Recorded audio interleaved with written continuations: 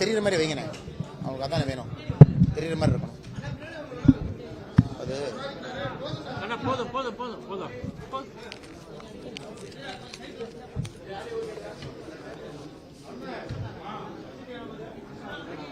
அதை பண்ணா அப்புறம் அவங்க பிரச்சனை.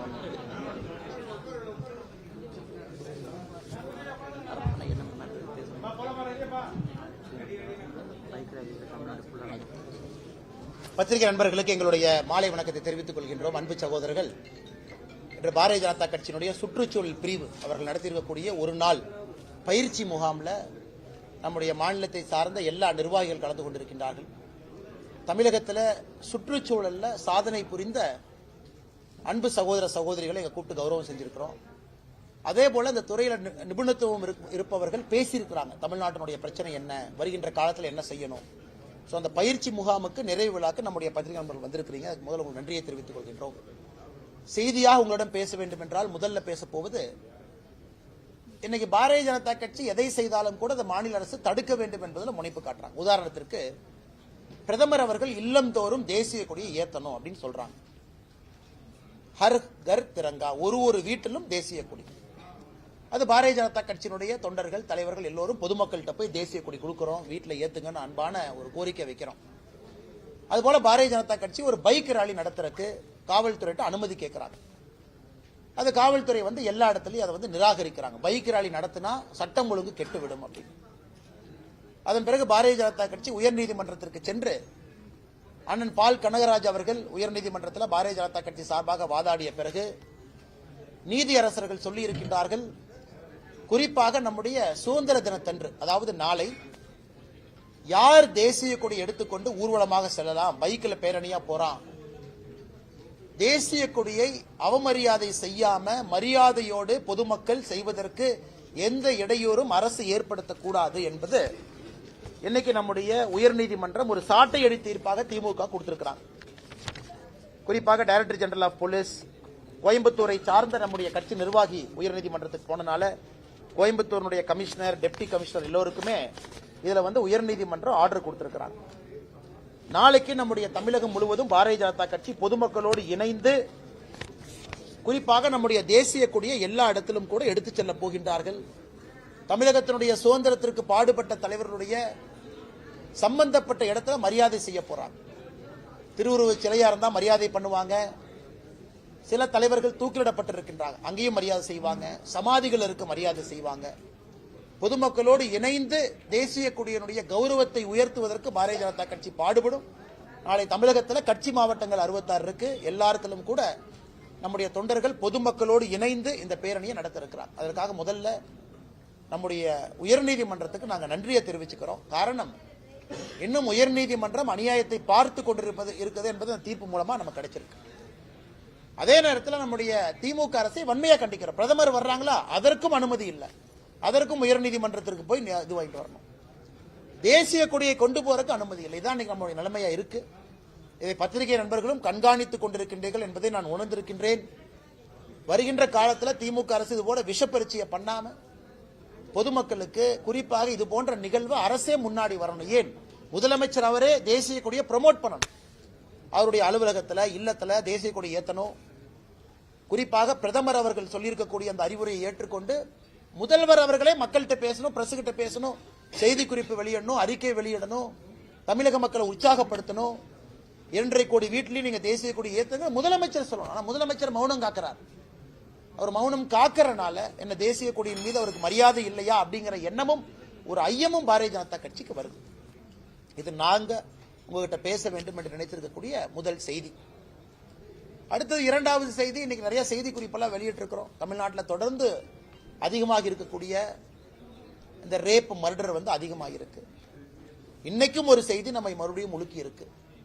அதையும் கூட உங்களுடைய கவனத்துக்கு கொண்டு வந்திருக்கோம். திமுகவினுடைய நிர்வாகி சம்பந்தப்பட்டிருக்கார், அதையும் கூட உங்க கவனத்துக்கு கொண்டு வந்திருக்கோம்.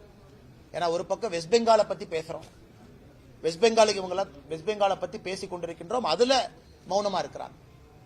வெஸ்ட் பெங்கால் நடந்திருப்பது யாராலும் ஏற்றுக்கொள்ள முடியாத ஒரு மருத்துவ மாணவி, போஸ்ட் கிராஜுவேட், அதுவும் குறிப்பாக கோல்கட்டா போலீஸினுடைய வாலண்டியராக இருக்கக்கூடிய ஒரு அக்யூஸ்டு, அதுவும் அந்த ஹாஸ்பிட்டலுக்குள்ள இரவு நேரத்தில் செய்திருக்கக்கூடிய அந்த காரியத்தை இந்தியா மன்னிக்க போவது கிடையாது. ஆனா இன்னைக்கு அது எல்லா இடத்துலயும் தொடர்கரையா இருக்கு. எதையும் அரசியல் செய்து கொண்டிருக்கின்றார்கள். அதையும் முதலமைச்சர் கவனிக்கிறாரா அப்படிங்கிற எண்ணம் எங்களுக்கு இருக்கு. அதனால்தான் பாரதிய ஜனதா கட்சி 16ஆம் தேதி மௌன ஊர்வலமாக எல்லா மாவட்டத்தினுடைய தலைநகரத்தில், ஒன்று கால்கட்டால ஏற்பட்டிருக்கக்கூடிய அந்த நிகழ்வு, தமிழகத்தில் பெண்கள் மீது நடத்தக்கூடிய பாலியல் வன்முறை, இதையெல்லாம் கண்டித்து ஒரு மௌன ஊர்வலமாக பாரதிய ஜனதா கட்சியினுடைய தலைவர்கள், தொண்டர்கள், குறிப்பாக மகளிர் அணி முன்னிறுத்தி இந்த மௌன ஊர்வலம் நடைபெறும். இது குறிப்பாக மக்கள்கிட்ட எந்த அளவுக்கு சட்டம் ஒழுங்கு கெட்டிருக்கிறது என்பதை நாங்கள் எடுத்துச் சொல்ல வேண்டும். இதை பாரதிய ஜனதா கட்சியினுடைய அகில இந்திய மகளிர் அணியினுடைய தலைவியாக இருக்கக்கூடிய அக்கா வானதி ஸ்ரீனிவாசன் அவர்கள் தலைமையில் நம்முடைய தமிழகத்தினுடைய மகளிர் அணியினுடைய நிர்வாகிகள் எல்லோரும் எல்லா மாவட்டத்திலும் கூட இதை முன்னெடுப்பார்கள். அது குறிப்பாக இந்தியா முழுவதும் நடப்பதை மக்கள்கிட்ட சொல்லணும். மாநில அரசு செய்யக்கூடிய தவறுகளையும் சொல்ல வேண்டும் என்பது எங்களுடைய ஆசை. அதை தாண்டி நிறைய விஷயங்கள் உங்கள்கிட்ட பேச முடியல. அந்த அதானி, அந்த இண்டன்பர்க், அந்த மாதிரிலாம் இருந்துச்சு. கோயம்புத்தூர்ல பேசணும், எங்க சென்னை நண்பர்கள்ட்ட பேச முடியல. அது சம்பந்தமா உங்களுக்கு கேள்விகளா இருக்கலாம், வேற கேள்விகள் இருக்கலாம். நீங்க கேட்கும் போது நாங்க பதில் சொல்றோம். நாங்க 2 விஷயம் தானே, நீங்க தானே கேட்கணும். நேற்றைய தினம் மதுரையில முன்னாள் அமைச்சர் செல்லூர் ராஜு பேசும்போது பாஜகவுடனான கூட்டணி தற்கொலைக்கு சமம் மறுபடியும் சீண்டிருக்காரு. இதை நீங்க எப்படி பார்க்கறீங்க? நான் ரொம்ப தெளிவா இருக்கும்லண்ணே. இன்னைக்கு யாராவது ஒருவர் கூட்டணி வேண்டும், கூட்டணி வேண்டான்னு யாரோ ஒருத்தர் சொல்றாங்கன்னா அவங்களுக்கு இன்னுமே ஒரு பய உணர்வை வெளியே அது காட்டுதுங்கண்ணா. நாங்கள் தெளிவாக எங்க பாதையில போறோம். தேசிய ஜனநாயக கூட்டணி உங்களுக்கு அடையாளப்படுத்தி காட்டிட்டோம். தேசிய ஜனநாயக கூட்டணியுடைய தலைவர்கள் ஒரு மேடையல்ல, 2 மேடையல்ல, ஒரே குரல்ல பேச ஆரம்பிச்சிருக்கோம்.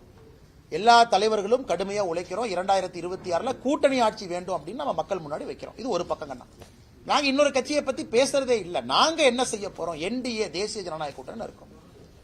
இன்னைக்கு வேறு சில கட்சியினுடைய தலைவர்கள் காலையில் எந்திரிச்சு இப்படி, மத்தியானம் இப்படி, நைட் இப்படி, நான் கூட்டணி வைக்க மாட்டோம், கூட்டணி வைக்க. நீங்களே சொல்லுங்கன்னா, ஒருத்தர் 10 டைம் நான் கூட்டணி வைக்க மாட்டேன், நாளை காலையில் கூட்டணி வைக்க மாட்டேன், 3வது நாள் கூட்டணி வைக்க மாட்டேன், 10வது நாள் கூட்டணி வைக்க மாட்டேன்னா எங்களை கூட்டணி பேச்சுவார்த்தைக்கு அழைக்கிறாங்களான்னு சந்தேகம் எனக்கே வருது. நாங்க வேண்டான்னு முடிச்சிட்டோம், எங்க வேலையை பார்க்கிறோம். அதனால இந்த முன்னாள் அமைச்சர்கள், மதிப்புக்குரிய தலைவர்கள் எல்லாமே சொல்லுகின்ற கருத்து எனக்கே ஒரு காமெடியா இருக்கு. இதுல ஆச்சரியம் என்னன்னா இதான் ஆச்சரியம். திருப்பூர் கூட்டத்தில் நான் பேசிய பேச்சு பத்திரிகை நண்பர்கள் எல்லோருக்கும் தெரியும், கட்சி நண்பர்களுக்கு தெரியும். இவர்களாகவே திருப்பூர் கூட்டத்தில் அண்ணாமலை அதிமுகவை பத்தி பேசினாரு. நான் அதிமுக என்கின்ற கட்சியை மறந்து 1 வருட காலம் ஆகுது. உண்மையை சொல்ல போனோம், எங்க வேலையை நாங்க செய்யறோம்.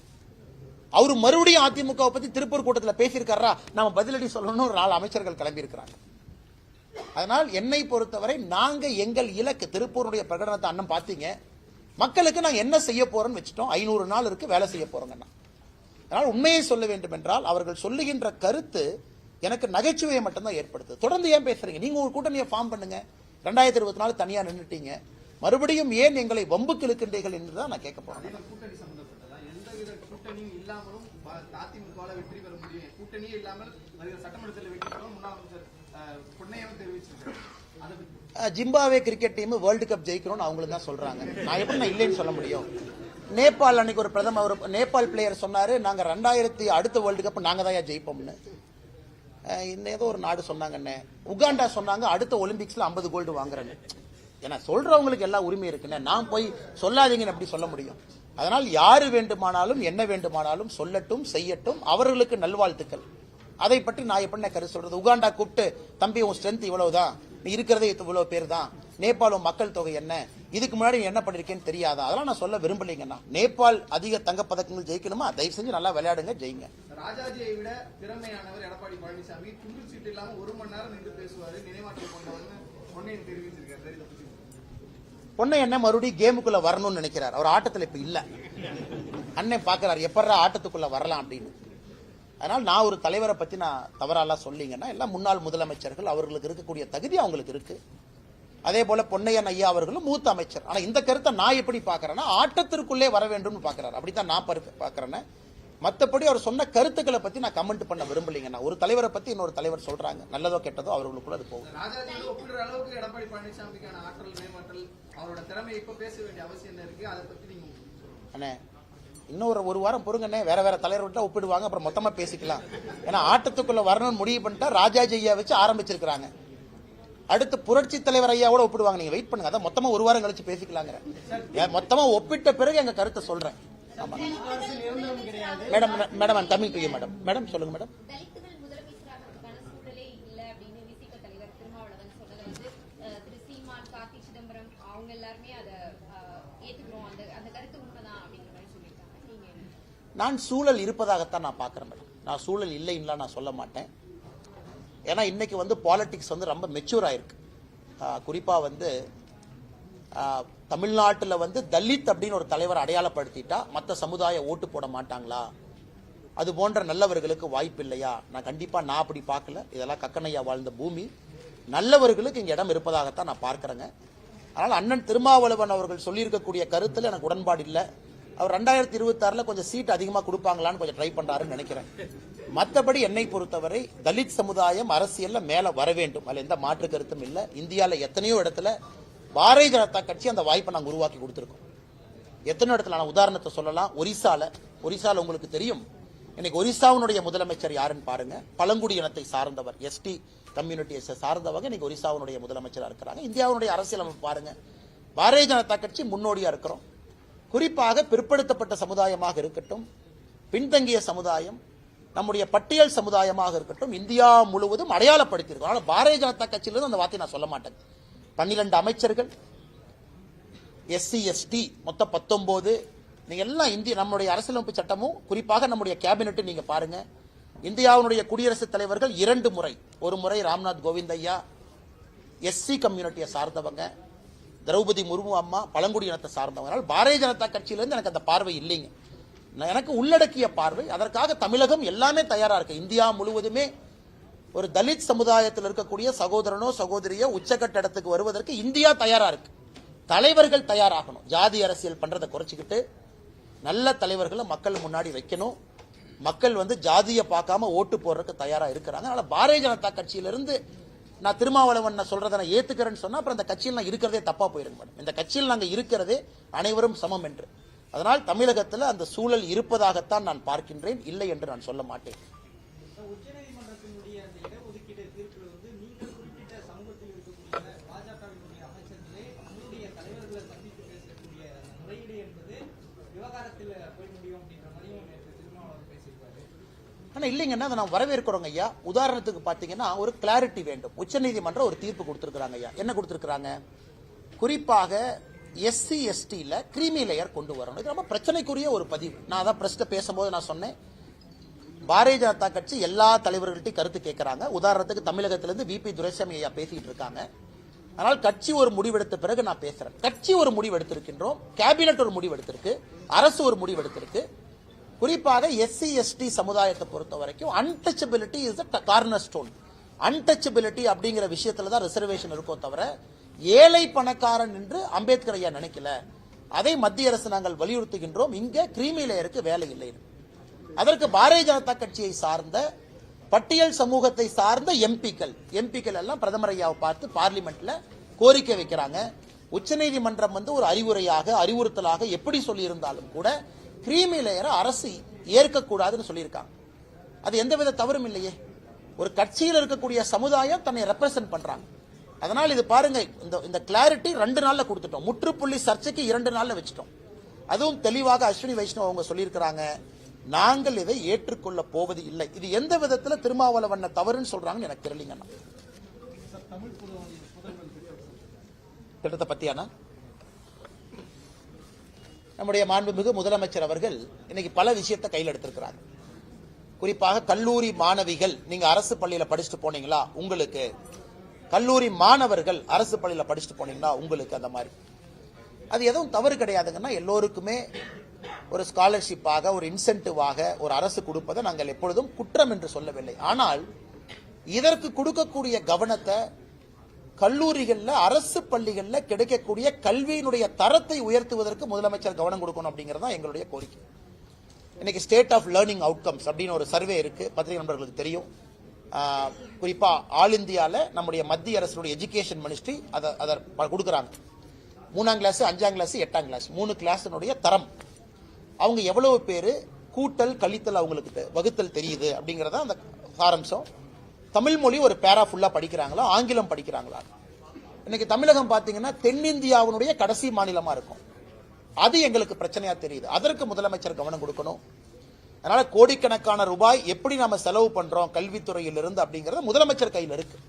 அதை நான் இன்சென்டிவா கொடுக்கறேனா இல்ல பள்ளியினுடைய கல்வி தரத்தை உயர்த்துவதற்கு பாடுபடுறேனா? அதனால் முதலமைச்சர் அதற்கும் கவனம் கொடுக்கட்டும் என்று நாங்கள் கேட்கின்றோம். ஆனா முதலமைச்சர் கல்வியினுடைய தரத்திற்கு கவனம் கொடுப்பதாக தெரியல எங்களுக்கு.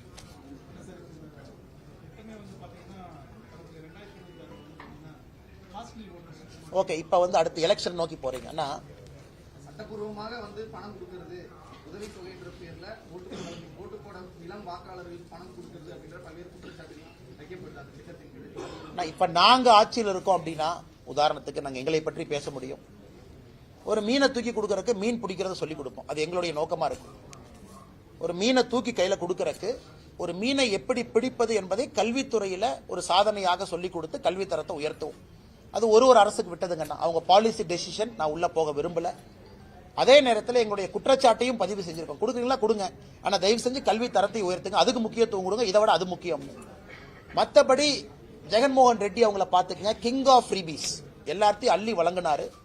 அவருடைய நிலைமை என்னாச்சுன்னு நம்ம ஆந்திர பிரதேச எலெக்ஷன்ல பார்த்தோம். அதனால் இதெல்லாம் முதலமைச்சர் அவர்கள் தேர்தலுக்கு உதவும் என்று நினைத்தாலும் கூட கிடைக்கக்கூடிய பயனாளிகள் அவர்களுக்கு வரக்கூடிய பணமா தான் பாக்குறாங்களோ தவிர ஏதோ முதலமைச்சர் அவருடைய பர்சனல் கருவூலத்தை திறந்து அறிவாலயத்திலிருந்து அனுப்பி வைப்பதாக யாரும் பார்க்கல. இதெல்லாம் தேர்தலில் எந்தவித பாதிப்பையும் ஏற்படுத்தாது என்பதில் நாங்கள் தெளிவாக இருக்கின்றோம். கடைசியாக மாண்புமிகு முதலமைச்சர் அவர்கள் தொலைபேசி மூலமாக என்னை அழைத்திருந்தார்கள். குறிப்பாக நம்முடைய முன்னாள் முதலமைச்சர் மாண்புமிகு கலைஞர் கருணாநிதி ஐயாவுடைய 100 ஆண்டு கால சாதனையாக 100 ரூபி காயின், 100 ரூபாய் காயினை ரிலீஸ் பண்ணணும் அப்படிங்கிறது மாநில அரசு மத்திய அரசுக்கு அனுமதி கேட்டிருந்தாங்க. மத்திய அரசு அனுமதி கொடுத்திருந்தாங்க. அந்த நிகழ்வுக்கு நம்முடைய பாதுகாப்புத்துறை அமைச்சர் திரு ராஜ்நாத் சிங் ஐயா வர்றாங்க. அந்த நிகழ்வுல ஞாயிற்றுக்கிழமை சாயங்காலம் பங்கேற்கிறாங்க.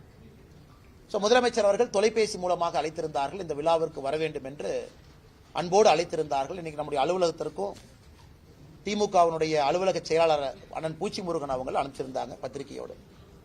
ஆனால் எங்களை பொறுத்தவரை இதையெல்லாம் எங்களுக்கு நாங்கள் அரசியலாக பார்க்க போவது கிடையாது. காரணம், கலைஞர் கருணாநிதி ஐயாவுக்கு கிடைக்கக்கூடிய மரியாதை கிடைக்க வேண்டும்.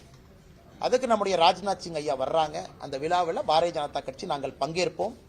நம்முடைய மத்திய இணையமைச்சர் அண்ணன் முருகன் அவர்களும் பங்கேற்பாங்க. நானும் அந்த நிகழ்வில் பங்கேற்போம். காரணம், இது மத்திய அரசே ஒரு காயினுக்கு சாங்ஷன் கொடுத்து பர்மிஷன் கொடுத்து ஒரு காயின் ரிலீஸ் பண்றது தமிழகத்திற்கு கிடைத்த பெருமையா நான் பார்க்கிறேன். கலைஞர் கருணாநிதி ஐயாவுக்கு கிடைத்த பெருமையா பார்க்கிறேன். நிறைய நமக்குள்ள கருத்து வேறுபாடுகள் சித்தாந்த அளவுல கட்சி அடிப்படையில் இருக்கலாம், அது வேறங்க. அது இன்னைக்கு தேவையில்லாதது. ஆனா 5 முறை முதலமைச்சராக இருந்திருக்கின்றார்கள். தமிழகத்தினுடைய வளர்ச்சிக்கு பல காலகட்டத்தில் வேலை செஞ்சிருக்கிறாங்க, உழைத்திருக்கிறாங்க. அதனால் பாரதிய ஜனதா கட்சி இந்த நிகழ்வுல பங்கேற்கும். வர ஞாயிற்றுக்கிழமை அன்னைக்கு சாயந்தரம். அது மக்களுக்கு நாங்க விட்டுறோம். டெலிகம்யூனிகேஷன், குறிப்பா கரன்சி எல்லாம் மத்திய அரசு கட்டுப்பாடுல இருக்கு. அதுக்குள்ள நான் போக விரும்பலீங்கன்னா, இன்னைக்கு அரசியல் மரியாதை நாங்க கடைபிடிக்கணும், அது ரொம்ப முக்கியம். ஏன்னா முதலமைச்சர் அவர்கள் தொலைபேசியில் அழைத்த பிறகு, அது வர வேண்டும் என்று சொன்ன பிறகு, அழைப்புதல் கொடுத்த பிறகு, அதுவும் ராஜ்நாத் சிங் ஐயா வருவதற்கு முன்பு அவங்களும் பல இடத்துல பேசித்தான் வந்திருக்கிறாங்க. கலைஞர் கருணாநிதி ஐயாவுக்கு கொடுக்க வேண்டிய மரியாதை அது. அதனால் எப்படி ராஜ்நாத் சிங் ஐயா பெருமையோடு பெருந்தன்மையோடு வர்றாங்களோ, அதே போல திமுகவும் மத்திய அரசிடம் அந்த பெருந்தன்மையை காட்டும் என்று நான் நம்புகின்றேன். சண்டை போற இடத்துல சண்டை போடுங்க, சண்டை போடாத இடத்துல சண்டை போடாதீங்க. ஒரு PM ஸ்ரீ ஸ்கூலை திறக்கணுமா, அதனால ஏழை மாணவர் நல்லதா, தயவு செஞ்சு திறங்க. என்னெல்லாம் மத்திய அரசு கொடுக்குறாங்க தமிழகத்துக்கு நல்லதோ அதை தடுக்காதீங்க. அந்த பெருந்தன்மையை திமுக காட்டுவாங்கன்னு நாங்க நம்புறோம். ஆனா இதுல நான் அரசியல் பேச விரும்பல. ஞாயிற்றுக்கிழமை அன்னைக்கு பாரதிய ஜனதா கட்சி இந்த நிகழ்வுல பங்கேற்கும் என்பதை பத்திரிகை நண்பர்கள்ட்ட இந்த நேரத்தில் சொல்லிக் கொள்வதிலே என்னுடைய கடமையாக கருதுகிறேன். என்ன அது வழக்கமா அண்ணே அண்ணே, ஆளுநரை பொறுத்தவரை எனக்கு இன்னைக்கு நீங்க கேட்டீங்கன்னா, திமுகவினுடைய கூட்டணி கட்சிகள் செய்யக்கூடியது எனக்கு அது பிடிக்கலைங்கண்ணா. அவங்களுடைய தனிப்பட்ட விருப்பம் அவங்க பண்றாங்க. ஆளுநர் தேநீர் விருந்து என்பது தமிழக மக்களுக்கு கொடுப்பது. மக்கள் சார்பா 8.5 கோடி மக்களும் ராஜ்பவனுக்கு போக முடியாதுங்கிறதுக்காக எம்எல்ஏ எம்பியை கூப்பிடுறாங்க. ஓட்டு வாங்கியிருக்கக்கூடிய அரசியல் கட்சிகள் சார்பாக தலைவர்களை கூப்பிடுறாங்க. இது யாரும் தனியா மிஸ்டர் அண்ணாமலை வாங்க, மிஸ்டர் செல்வ பெருந்தகை வாங்க, வைகோ ஐயா வாங்க, அப்படியெல்லாம் கூப்பிடலீங்க. மக்கள் சார்பாக ஆளுநர் அந்த அதிகார பொறுப்பில் இருக்கிறாங்க. மக்களை கூப்பிடணும். நார்மலா நீங்க எல்லாம் போகணும், ராஜ்பவன் உங்களுடையது. பட் 8.5 கோடி மக்களும் போனா கலாட்டாயிரும், அவ்வளவு இடம் இருக்காது. அதன் சார்பாக சில பிரதிநிதிகள் போறாங்க. அதனால் நான் கட்சியாக அதை புறக்கணிக்கிறேன் அப்படிங்கறத எப்படி ஏற்றுக்கொள்ள முடியும் தெரியல. நீங்க போங்க, ஆளுநரை சந்திச்சு உங்க குறைய சொல்லுங்க, நான் அப்படி பாக்குறேன். அதே தேநீர் விருந்துக்கு போங்க, ஆளுநர்கிட்ட மெமரண்டம் கொடுங்க, ஐயா உங்களுடைய கருத்துல எங்களுக்கு உடன்பாடு இல்ல சொல்லிட்டு வாங்க. அல்லது நேரம் கேளுங்க, ராஜ்பவனுக்கு போங்க, 1/2 மணி நேரம் டைம் எடுத்து ஆர்கியூ பண்ணுங்க, உங்க கேஸ் ஆர்கியூ பண்ணுங்க. ஐயா இதில் நீங்க செஞ்சது உடன்பாடு இல்ல, இதுல உடன்பாடு இருக்கு. அது நாகரிகமான அரசியல். அதை விட்டு ஒரு தேநீர் விருந்துக்கு நான் போக மாட்டேன்னா இதுல என்ன ஒரு மெசேஜ் நம்ம கொடுக்க விரும்புறேங்கன்னா, இருந்தும் அந்தந்த கட்சியினுடைய கொள்கை. ஆனால் பாரதிய ஜனதா கட்சி சார்பாக எங்களுடைய தலைவர்கள் நாளை நடக்க இருக்கக்கூடிய தேநீர் விருந்துல பங்கேற்பாங்க, எம்எல்ஏக்கள் பங்கேற்பாங்க, மக்கள் பிரதிநிதிகள் பங்கேற்பாங்க, அழைப்புதல் கிடைத்திருக்கக்கூடியவர்கள் பங்கேற்பாங்க. பாடநூல் புத்தகத்தினுடைய விலை ஏற்றம் வந்து லாப நோக்கத்திற்காக இல்ல, பைக்கில் அச்சு விலை மற்றும் புத்தக நோட்டுகள் இருக்கக்கூடிய விலை ஏற்றத்தினால்தான் இதனுடைய ஏற்றம் வந்து இருக்கிறது. ஐயா எதுக்கோ சப்சிடி பண்றோங்க ஐயா. இதுல சில 100 கோடி ரூபாய் சப்சிடி பண்ணா என்னங்க ஐயா வந்துடும்? மாணவர்கள் படிக்கக்கூடிய பாட புத்தகம் எவ்வளவு சப்சிடி கொடுக்கறோங்க ஐயா? ஆயிரக்கணக்கான கோடி ரூபாய் மானியமா கொடுக்கறோம். பாடக புத்தகத்தினுடைய விலையேற்றத்தை மாநில அரசே பார்த்துக் கொள்ளும்னா முடிஞ்சு போச்சு இல்லைங்க ஐயா? இவ்வளவு 3 லட்சம் கோடி ரூபாய் பட்ஜெட் போடக்கூடிய மாநில அரசு சில 100 கோடி ரூபாயிலேயாங்க ஐயா அந்த பணத்தை பிடிக்க போறாங்க. அதனால் அரசினுடைய விளக்கம் எங்களுக்கு திருப்தி அளிக்கவில்லை. அதனால் இத மாணவர்கள்ட்ட சுமத்துறது தப்புங்கண்ணா. அதாவது எல்லாம் ஒரு மாணவன் வந்து பாத்தீங்கன்னா படிக்க வைக்கணும், 100% லிட்டரசி ரேட் வேணும், கிராஸ் என்ரோல்மெண்ட் ரேஷியோ இன்னைக்கு 50% இருக்கு, அது 75 கொண்டு போனது நம்ம கோல். அதனால இதுல சில கோடி ரூபாய் அரசு சம்பாதிக்க ஏன் பாக்குறாங்க? மானியத்தை போடுங்க, உள்ள அரசு பணத்தை போடுங்க, அதே ரேட்டை மெயின்டைன் பண்ணுங்க, கொடுங்க. ஒத்துக்கிறேன், பேப்பர் ரேட் ஏறிடுச்சுங்க, நான் ஒத்துக்கிறேன். நியூஸ் பேப்பருக்கு இருக்கக்கூடிய பிரச்சனை, அது குறிப்பா உக்ரைன் வாருக்கு பிறகு பேப்பர் ரேட் வந்து ரொம்ப அதிகம், ஆல்மோஸ்ட் 3 டைம்ஸ் அதிகமாயிருக்கு. அதெல்லாம் குறை சொல்லிங்கன்னா, நான் குறை சொல்வது மானியத்தை கொடுத்து ரேட்டை கட்டுப்பாடுல வைங்கன்னு தான் நாங்க சொல்றோம். இதை அரசு இது முட்டாள்தனமான கருத்துன்னு எப்படிங்க சொல்லுவாங்க? அவ்வளவுதானே. நான் கொஞ்சம் தண்ணி எல்லாம் உங்களுக்கு எல்லாம்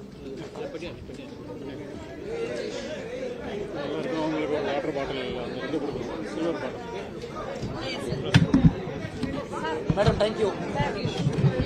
ஒன் இங்கிலீஷ் மேடம். அக்கா ஒரே நிமிஷம் பிரஸ் போயிடும். அப்படியே 1 மணி நேரம் லேட். பிரஸ் எல்லாம் கிளம்பிட்டாங்க. ஆனா எனக்கு ரிஃப்ரெஷ் ஆக ஒன்றும் இல்லை.